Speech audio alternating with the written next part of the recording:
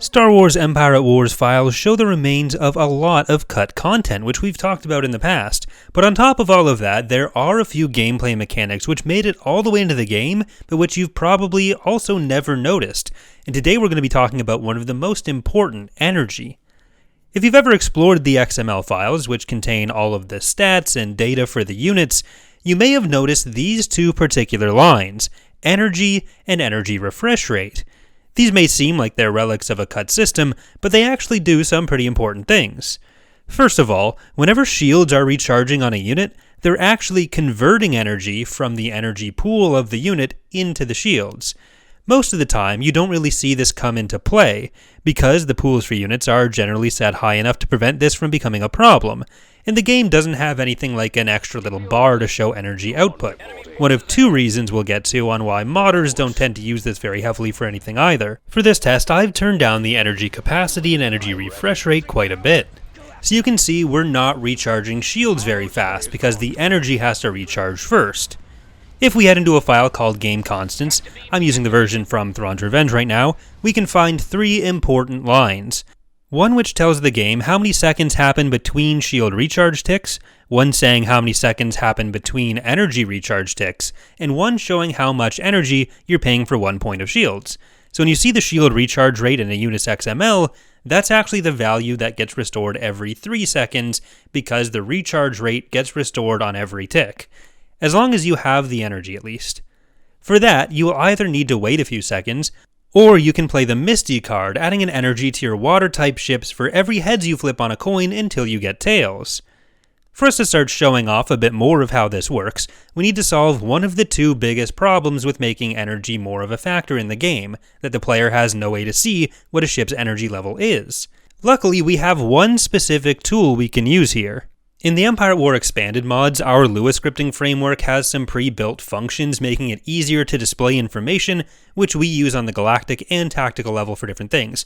So for simplicity, I'll be working in Thrawn's Revenge, rather than trying to rebuild some of those elements from scratch in the base game. But being able to display information doesn't help if we can't get the information. The game's moddable code falls mostly into one of two categories. You have the XML scripting, which basically creates all the objects, so ships, planets, even things like UI buttons and Galactic Conquest campaign maps fall into that category. Then you have Lua scripts, which are a lot more freeform. You can do almost whatever you want with them, but you have to have a way to collect specific information about a game object or to execute some action on a specific XML object, and that's where things get a little bit more limited. Luckily, thanks to something called a perception, the energy level of the ship is one of the bits of info we are able to grab. There's basically a list of what are called tokens or attributes, which can be looked at by a perception about any given object, and then a value gets returned to the Lua script where all that is being evaluated. So we'll take that token and set up our new perception. When this new function is called, it'll give the value of the energy pool at that moment. Normally, these kinds of perceptions are used in AI scripting. This is how the AI is able to know what the status of its ships are, and then it's told to execute different actions, like, for example, keeping a ship back if its health is too low or kiting. But the nice thing with perceptions is we can execute them in any Lua script. What we want to do right now is be able to see the energy of the ship at all times, to check what changes it, and by how much. So I'm going to attach it to a script that a unit, the Imperial Star Destroyer, is already running. Actually, most ships in the mod are running it already, called Multilayer. This is the script which makes the ships jump in at different elevations. But by adding an extra function called Update, which will make run every frame, normally the script only does something when it starts, we'll make it constantly check and display the energy value of the ship at that moment. The first line here runs the perception we made, the second line gets the unique identifier number of the object, and the third will display the identifier number and the energy. I made a bunch of mistakes setting this up, but we won't talk about those. Instead, you get to skip right to the point where we pretend I'm competent and this all worked immediately. So now we have all this text at the top left of the screen, where our Star Destroyer, lovingly named 155981, is showing its energy drop when its shields recharge, with its little brother, 155973, sitting in the background at full energy. But this takes us to the second major role of energy, projectiles. Projectiles in Empire at War can both do energy damage and cost energy to shoot, so I've gone through to make everything do significant enough energy damage for us to notice, and to take a noticeable amount of energy to shoot. Projectiles can do any combination of energy, shield, or hardpoint damage, and the amount is always the same, save for modifiers from shield or armor types, which we won't get into right now. The base value for all three is one fixed value. To make the damage stick around more and be more obvious, I've replaced every recharge value in the mod with a much lower one. This way it's not just going to immediately recharge once it's done and then we'd lose track of what it's actually doing. You'll now see the energy pool go down way faster as our ship gets hit, but as we hit 0 you'll notice something else. The second major problem with energy. Despite the energy costs we've put on every laser projectile, our Star Destroyer with 0 energy is firing as fast as ever, but that doesn't make sense if every projectile is supposed to cost energy. There's one other massive problem we haven't talked about yet though. Star Destroyer 155971 hasn't liked this video or subscribed for more yet. Luckily, you can make up for this by doing that yourself. Unfortunately, when weapons are based on hardpoints, the shots fired don't deplete the ship's energy pool. But even if a unit, whether it's space or ground, doesn't have targetable hardpoints, they're still almost always working off of hardpoints. The exception would be things like the T-2B with a single built-in weapon, or fighters which only fire lasers.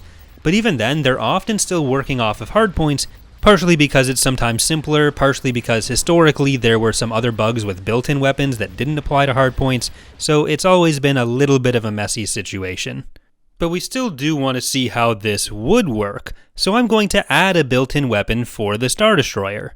To make it easier to see, I'm going to base it off of the Peltist's long-range super heavy Mega Mazer, and I'm going to give it a huge range, so we can make sure all depletion we're seeing is from the weapon's shooting, rather than any damage it's taking.